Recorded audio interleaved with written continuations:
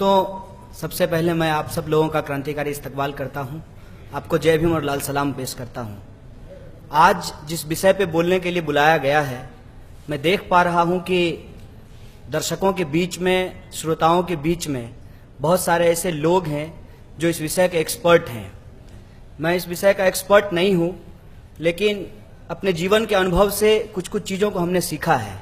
बस उसी के आधार पर कुछ बातें कहना चाहता हूं। जहां से सुभाष जी ने अपनी बात खत्म की है, वहीं से मैं अपनी बात को शुरू करना चाहता हूं कि जब समाज में सांप्रदायिकता है, समाज में धर्मांधता है और लोग धर्म और जाति से ऊपर उठकर सोचने को तैयार नहीं हैं, तो हमारी क्रांतिकारिता और उसकी रणनीति, उस पर बहुत ज़्यादा गंभीर विचार विमर्श करने की ज़रूरत है। क्योंकि हम जो बोलते हैं वो समाज में लोगों को समझ में नहीं आता है। दिक्कत उनकी नहीं है कि उनको समझ में नहीं आता है, दिक्कत हमारी है कि हम उनको समझा नहीं पाते हैं। और मैं एक वाक्य आप लोगों से शेयर करना चाहता हूं। मैं धार्मिक नहीं हूं, मुझे धर्म से कोई लेना देना नहीं है, लेकिन एक बात मैं बार बार समझने की कोशिश करता हूं कि जय श्री राम और राम राम में क्या फर्क है। और यह बात मुझे समझ में आती है कि जय श्री राम और राम राम में यह फर्क है कि जय श्री राम के नाम पे हिंदू टेरर को फैलाया जा सकता है, लेकिन राम राम के नाम पे हिंदू टेरर को नहीं फैलाया जा सकता है। यह बहुत छोटी सी बात है। और जब इसका एग्जाम्पल हम एक जगह दे रहे थे, तो हमारे एक साथी ने आकर कहा कि आप धर्म की वकालत कर रहे हैं। हमने कहा कि नहीं, हम धर्म की वकालत नहीं कर रहे हैं, धर्म का इस्तेमाल कर रहे हैं धर्मांधताओं के खिलाफ, सांप्रदायिकता के खिलाफ, गैर लोकतांत्रिक लोगों के खिलाफ, और जो धर्म के नाम पर टेरर फैलाते हैं उनके खिलाफ। और यह सवाल जब हमने उनको कहा तो कुछ चीजें निकल करके सामने आई उस विमर्श में, वो मैं आपसे शेयर करना चाहता हूं। हमने कहा कि राम जब सबरी का बेर खा रहे हैं, उस राम की तस्वीर आरएसएस को नहीं भाती है।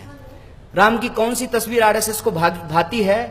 कान तक धनुष का प्रत्यंचा चढ़ा रखा है राम, और इस बात के लिए तैयार हैं कि किसी की भी गर्दन काट देंगे। तो ये जो सवाल है, धर्म का जो ये विश्लेषण है, और लोगों के विश्वास का, लोक संस्कृति का, धार्मिक आस्था का जिस तरीके से राजनीतिक इस्तेमाल किया जाता है अपने आर्थिक फायदे के लिए, इस बात को समझना बहुत जरूरी है। दंगा, टेरर या कोई भी चीज, उसके पीछे उसका एक पॉलिटिकल इकोनॉमी काम करता है। और उस पॉलिटिकल इकोनॉमी को अगर हम समझने की कोशिश करते हैं तो अपने आप यह बात समझ में आती है कि क्यों इजराइल का समर्थक बीजेपी बनता है, क्यों फिलिस्तीन के खिलाफ यहां पर यह कहा जाता है कि फिलिस्तीनियों को मार करके भगा देना चाहिए, क्यों हिटलर को वो अपना आदर्श मान लेते हैं, क्यों मुसोलिनी की तस्वीर वो अपने घरों में लगाते हैं, और क्यों आजकल वो कह रहे हैं कि अपना ट्रंप भाई आ जाएगा, सब ठीक हो जाएगा। इसका मतलब क्या है? इसका मतलब ये है कि जो लोग इस देश के अंदर, दुनिया के अंदर समानता की बात करते हैं, जो लोग कहते हैं कि धर्म लोगों का एक व्यक्तिगत मसला है, इसके आधार पर राजनीति नहीं होनी चाहिए, उन लोगों के खिलाफ जो लोग कहते हैं कि धर्म के आधार पर ही राज्य की स्थापना होनी चाहिए, चाहे वो इस्लामिक स्टेट हो या हिंदू स्टेट हो, उनको दिक्कत होती है। और बड़ी बात मैं आपको कहना चाहता हूं, मार्टिन लूथर किंग ने कहा है कि बुरे लोग इसलिए नहीं चिल्ला रहे हैं क्योंकि वो ताकतवर हैं, बुरे लोग इसलिए चिल्ला रहे हैं क्योंकि अच्छे लोग चुप होकर के बैठे हुए हैं। इसीलिए हमारी चुप्पी को तोड़ने की जरूरत है। और जब हम चुप्पी तोड़ने के लिए तैयार हैं तो फिर समझना पड़ेगा कि हम बोलेंगे क्या। और जब हम बोलेंगे तो हमको लगता है कि जो हमारे ऊपर तोहमत लगती है उससे ही अपनी बात की शुरुआत करनी चाहिए, और कहना चाहिए बहुत जोर जोर से कि आतंकवाद का कोई धर्म नहीं होता, लेकिन आतंकवाद हमेशा धर्म का इस्तेमाल करता है। जैसे आईएसआईएस इस्लाम का इस्तेमाल कर रहा है, वैसे आरएसएस हिंदू का इस्तेमाल कर रहा है। इसीलिए ये दोनों समाज के लिए खतरनाक हैं। और खुद मैकियावेली बोल करके गया है कि किसी भी मॉडर्न स्टेट में धर्म की कोई जगह नहीं होनी चाहिए। धर्म जब व्यक्तिगत मसला है तो बताइए कि मस्जिदों से यह फतवा क्यों जारी किया जाता है कि इनको ही वोट देना चाहिए? शंकराचार्य घूम घूम करके क्यों कहते हैं कि इसको ही वोट देना चाहिए? जब धर्म व्यक्तिगत मसला है तो राजनीति में उसका क्या काम है? ये जो एक पोजीशन लेने की जरूरत है, प्रिंसिपल्ड पोजीशन, अगर उसको हम नहीं लेंगे तो हमारे ऊपर तोहमत लगती रहेगी। और इस तोहमत का फायदा कौन उठाएगा? फायदा उठाएगा वो झूठ बोलने वाला इंसान जो आजकल देश का प्रधानमंत्री बना हुआ है। क्या कहते हैं? कहते हैं कि दलितों को मत मारिए, मुझे गोली मार दीजिए। साहब, आपको क्यों गोली मार दें? आपको क्यों गोली मारा जाए और किसी को क्यों गोली मारा जाए? जब हम कहते हैं कि हमारे देश में लोकतंत्र है, किसी को गोली नहीं मारा जाएगा और जो मारेगा उसको उठा करके जेल में डाला जाएगा, उसकी मंदिर नहीं बनाई जाएगी। आपने गोडसे की मंदिर बनाई है क्योंकि आप गोली मारने और गोली चलाने की संस्कृति में विश्वास करते हैं। इसीलिए राम की जो तस्वीर है वो सबरी के साथ नहीं है, वो धनुष उठाए हुए राम है। इस बात को हमको समझना पड़ेगा और हिंसा का जो पॉलिटिक्स है, उसकी जो फिलॉसफी है, उसको हमको डीकंस्ट्रक्ट करना पड़ेगा कि कोई भी धर्म इस बात को नहीं कहता कि आप सामने वाले की जान लेकर के अपना आर्थिक और राजनीतिक हित साध लीजिए। ये कोई धर्म नहीं कहता। और हिंदुस्तान के अंदर जो फिलॉसफी है, उसके अंदर जो परंपरा है, वो तो और भी मजेदार है। यहाँ पे बुद्ध और कबीर की परंपरा है, यहाँ चारबाग की परंपरा है। यहाँ अगर ब्राह्मणिक परंपरा है तो उसके खिलाफ श्रामणिक परंपरा भी है। और हमको लगता है कि इस ब्राह्मणिक परंपरा के खिलाफ श्रामणिक परंपरा को हमको जिंदा करना पड़ेगा। ना धार्मिक होते हुए भी धर्म के अंदर जो अच्छी बात है उसको हमको बाहर निकालना पड़ेगा। और जो लोग पोंगापंथी फैलाते हैं समाज में, जो रूढ़िवादिता फैलाते हैं समाज में, उनको मुंहतोड़ जवाब देना पड़ेगा। चाहे वो मौलाना हो जो कुरान का गलत इंटरप्रिटेशन करते हो, उसके खिलाफ भी कुरान पढ़ करके उनको बताएंगे कि आप गलत कुरान की व्याख्या कर रहे हैं। और जो लोग पंडित हैं टीका लगा करके कहते हैं कि धर्म का मतलब ये है, गीता पढ़ करके उनको समझाएंगे कि धर्म का मतलब क्या है। और हमको लगता है कि आज वो समय है जहां हम बार बार इस बात का विचार करें कि किसी की हत्या क्यों नहीं हुई, गांधी की ही हत्या क्यों हुई। इस बात पे हमको बार बार सोचने की जरूरत है। गांधी की हत्या इसलिए हुई कि गांधी को पचा पाना मुश्किल होता है। गांधी को पचा पाना इसलिए मुश्किल होता है क्योंकि गांधी इस देश के अंदर जो लोक संस्कृति रहा है, उस ट्रेडिशन को वो रिवाइव करते हैं। और अगर हम उस लड़ाई को आगे बढ़ा करके देखते हैं, तब हमको लगता है कि गांधी के साथ साथ इस संघर्ष में हमारी अगर सबसे ज्यादा मदद किन्हीं से हो सकती है तो वो बाबा साहब भीमराव अंबेडकर थे, जो बार बार कहते थे कि इस देश की सबसे बड़ी समस्या कास्ट है। और कास्ट के चलते जो रिलीजन का जो स्ट्रक्चर है वो बदल जाता है। इसीलिए बाहर के जब आप क्रिश्चियनिटी को देखेंगे तो वहां पे कास्ट का स्ट्रक्चर आपको नहीं मिलेगा। लेकिन जब आप केरल जाएंगे तो वहां पे दो तरह की लाइन चर्च में लगती है। एक तरफ जो अपने आप को सीरियन क्रिश्चियन कहते हैं उनकी लाइन होती है, और दूसरी तरफ जो नॉन सीरियन क्रिश्चियन होते हैं उनकी लाइन होती है। हमको लगता है कि इस कास्ट के स्ट्रक्चर का भी इस्तेमाल करके, इसको डिकंस्ट्रक्ट करके भी हम धार्मिक टेरर से बच सकते हैं और लोगों को बता सकते हैं कि जब एक अजलाफ अपनी बेटी की शादी अशरफ से नहीं करेगा, बताओ तुम्हारा धर्म एक कैसे है। जब एक ब्राह्मण अपनी बेटी की शादी दलित से नहीं करेगा और एक दलित अपनी बेटी की शादी ब्राह्मण से नहीं करेगा, तो बताओ तुम्हारा धर्म एक कैसे है।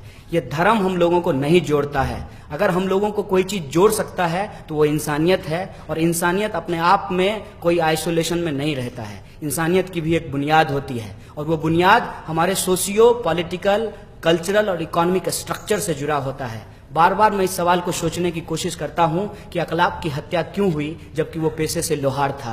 अखलाक की हत्या इसलिए हुई क्योंकि अब हमको लोहार की जरूरत नहीं है।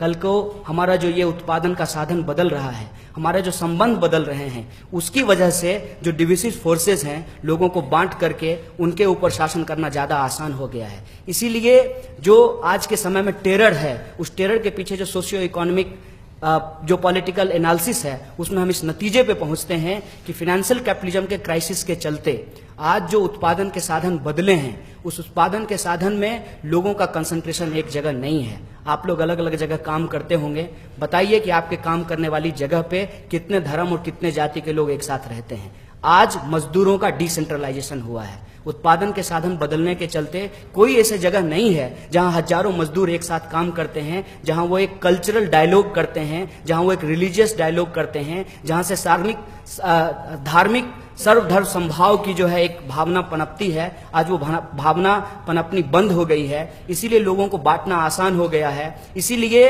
हिंदुओं को ये बता करके तोड़ा जा सकता है कि मुसलमान के चलते बेरोजगारी है, और बेरोजगार मुसलमान को ये कह करके तोड़ा जा सकता है कि इस देश में अब आरएसएस आ गया है तो हम लोगों को ओवैसी के पीछे चल देना चाहिए। हमको लगता है कि ये जो एक्सट्रीमिज्म है, इससे हमको बचने की जरूरत है। और फाइनेंशियल कैपिटलिज्म पे चोट करते हुए जो हमारा बुनियादी सवाल है है उस पर हमको आंदोलन को खड़ा करने की जरूरत है, वरना मोदी और ट्रंप में हम ज्यादा फर्क नहीं कर पाएंगे। और वो जो बोल रहा है वो सीधे सीधे अंग्रेजी में बोल रहा है और ये आजकल थोड़ा नाटक करके हिंदी में बोलते हैं। इन्होंने क्या बोला है, कहा है कि बादशाह लोग गाय का इस्तेमाल करते थे जब राजा और बादशाह की लड़ाई होती थी। हमारी नजर में तो राजा और बादशाह में कोई अंतर नहीं है।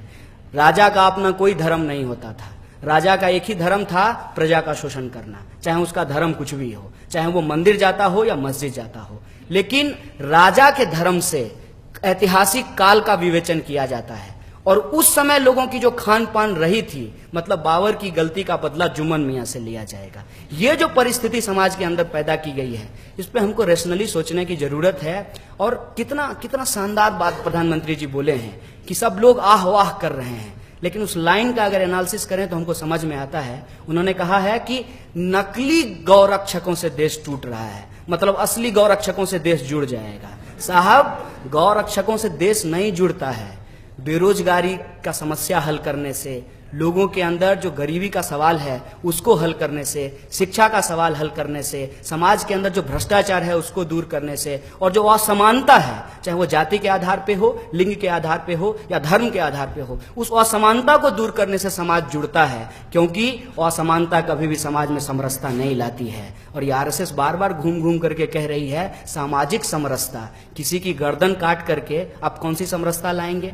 किसी के बाप को अगर दंगे में मार दिया गया है, उसका बेटा स्वाभाविक रूप से एक फंडामेंटलिज्म की तरफ जाएगा।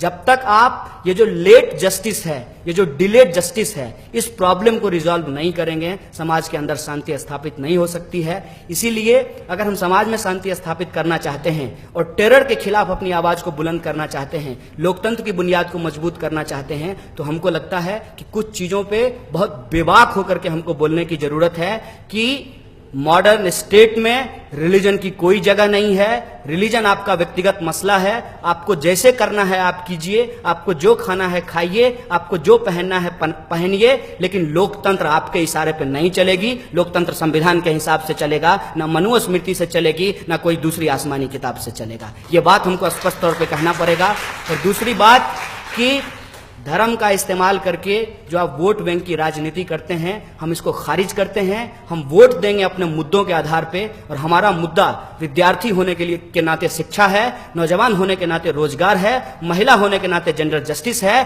और दलित पिछड़ा होने के नाते सामाजिक न्याय है। इन मुद्दों पे हम वोट करेंगे। तो ये जो रास्ता है, इस रास्ते को हमको अपनाना पड़ेगा और बेबाक होकर के बोलना पड़ेगा। नहीं तो अगर हम झिझकेंगे तो हमारे ऊपर तुष्टीकरण का आरोप लगाएंगे, और हमारी कोई तुष्टीकरण नहीं है। हमारे अंदर समाज बदलने की संकल्पना है, और इस संकल्पना के ऊपर जो एक बहुत बड़ा हमला है वो सिर्फ राष्ट्रीय नहीं है, अंतर्राष्ट्रीय है। इसीलिए इस आंदोलन को राष्ट्रीय नहीं अंतर्राष्ट्रीय बनाने की जरूरत है। और मुझे उम्मीद है कि जब इतनी बेबाकी से हम लोग बातचीत करने के लिए तैयार हैं तो जुमलेबाजों को हराना ज्यादा मुश्किल नहीं है। बहुत बहुत शुक्रिया।